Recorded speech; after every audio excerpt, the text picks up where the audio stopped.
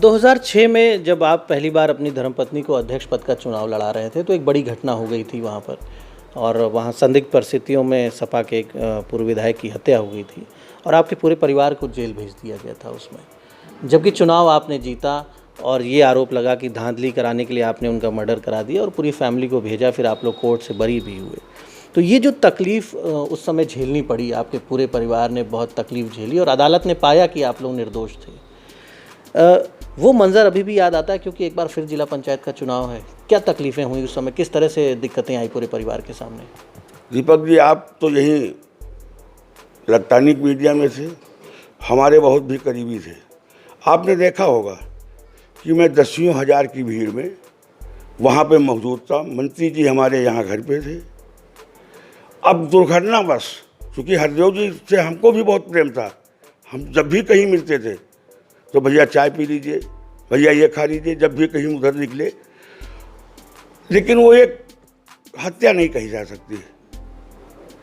कैसे किन परिस्थितियों में वो हुआ इसकी जानकारी हमें नहीं थी, लेकिन हमें अब चाहे दुर्भावनावश हो, चाहे जिला पंचायत का चुनाव हराने के लिए हो, हमें नामजद किया गया। हमारे बड़े भाई जो माननीय मंत्री जी थे उनको भी नामजद किया गया, हमारे भांजे को नामजद किया गया, जबकि वो लखनऊ में था। राकेश जी को नामजद किया गया, बाद में उनका नाम लाया गया, जैसे गुड्डू का नाम बाद में लाया गया। हमारे साथ 3 लोग नामजद FIR हुई थी, माननीय मंत्री जी के नाम, हमारे नाम और दिनेश वैश्य के नाम, और विनोद वर्मा को भी नामजद किया गया। जबकि ये कहीं कहीं भी दूर दूर तक इनका उस से कोई ताल्लुक ही नहीं था। आप तो मौजूद थे, मुलायम सिंह जी को बुलाया गया। कष्ट तो हुआ कि हमारे साथ ज्यादती हुई। प्रशासन भी देख रहा था कि मैं दसियों हज़ार की भीड़ में बैरियर पे था। हमारे साथ माननीय कमला प्रसाद रावत जी थे, सरवर भाई थे, गयासुद्दीन किदवाई थे, बाहर में बैठे हुए थे। इन सब के बीच में वहाँ मौजूद था। उसके बाद हमें नामजद किया गया और उसी का फल हुआ कि जो हमें अदालत से मुक्ति मिली। मैं अदालत से पूरी तरह बाइज्जत बरी हुआ हूँ, क्योंकि अदालत ने समझा, जो केस के पहलू थे उनको देखा। हमको फैजाबाद जेल में बंद कर दिया गया। वहाँ भी आए दिन कहीं CO जांच करने जाते थे, कहीं कौन जांच करने जाता, पूछते थे रिवॉल्वर कहाँ है। अब जब रिवॉल्वर मेरे पास चुनाव में था नहीं तो रिवॉल्वर है कहाँ, अब रिवॉल्वर कहाँ रखा होगा ये हमें जानकारी नहीं थी। तो इस तरह प्रताड़ित तो किया गया। लेकिन भारतीय जनता पार्टी इन सब में विश्वास नहीं रखती। भारतीय जनता पार्टी इस चीज में विश्वास रखती है कि सबका साथ, सबका विश्वास के पैटर्न पे काम कर रही है। कहा जा रहा है कि अब ये चुनाव आप जिताएंगे पार्टी को, राजधानी जी को, और उसके बाद आपका विधानसभा के लिए मार्ग प्रशस्त हो जाएगा।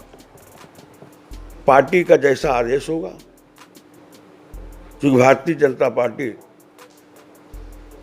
बहुत ही सोच समझ कर, सोच विचार कर कहीं कोई कैंडिडेट उतारती है, चाहे इसी जिला पंचायत का हो, चाहे प्रमुख के हमारे हों, और चाहे MLC के आगे चुनाव आ रहे हों या विधानसभा के आ रहे हों।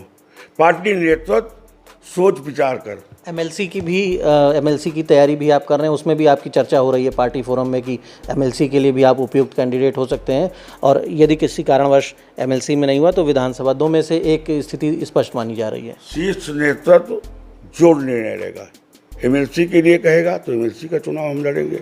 तैयारी तो सभी लोग कर रहे हैं। बहुत से लोग टिकट मांगते हैं, हर कोई आदमी, हर व्यक्ति को टिकट दिया नहीं जा सकता है, क्योंकि पर एक होता है और मांगने वाले टिकट बहुत से लोग होते हैं।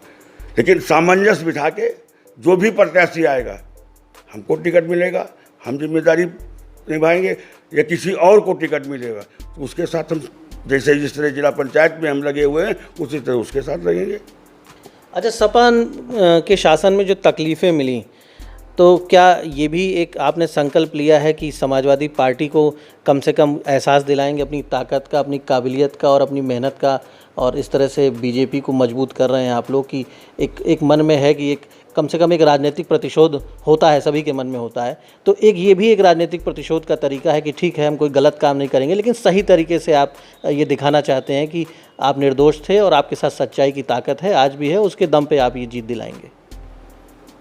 सही कहा आपने दीपक जी, सच्चाई और ईमानदारी बहुत बड़ी चीज़ होती है।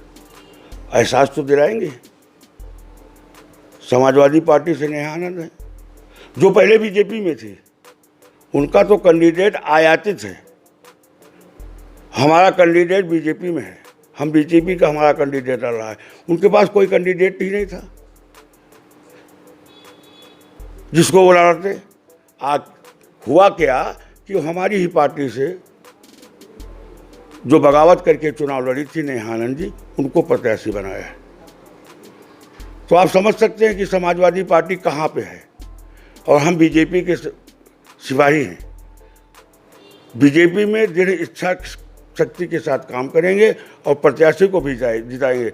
रह गई आपने कहा कि समाजवादी से हमारी प्रतिबद्धता तो है, और सही बात है, अगर प्रतिबद्धता नहीं होगी तो सफलता साथियों नहीं मिलेगी। हमारा ये मानना है, जब तक हम अपने विरोधी को अगर हम ये कब आंकेंगे तो सफलता साथियों नहीं मिलेगी।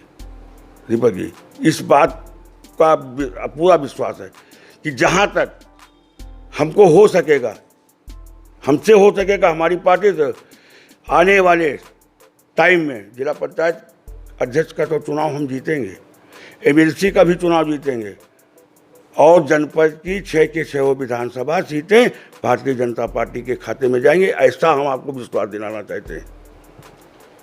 तो आपने सुना सुरेंद्र सिंह वर्मा जी को, जो कि बाराबंकी के एक बड़े राजनीतिक परिवार से हैं। आपके बड़े भाई कई बार मंत्री रहे हैं, आपकी धर्मपत्नी जिला पंचायत अध्यक्ष रही, आप स्वयं ब्लॉक प्रमुख भी रहे हैं।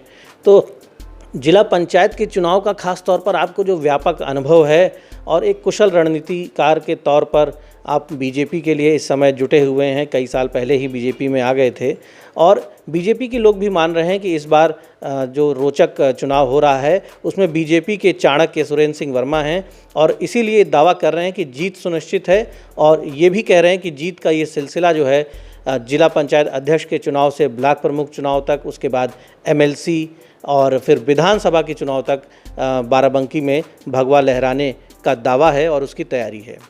द इंडियन ओपिनियन के लिए दीपक मिश्रा।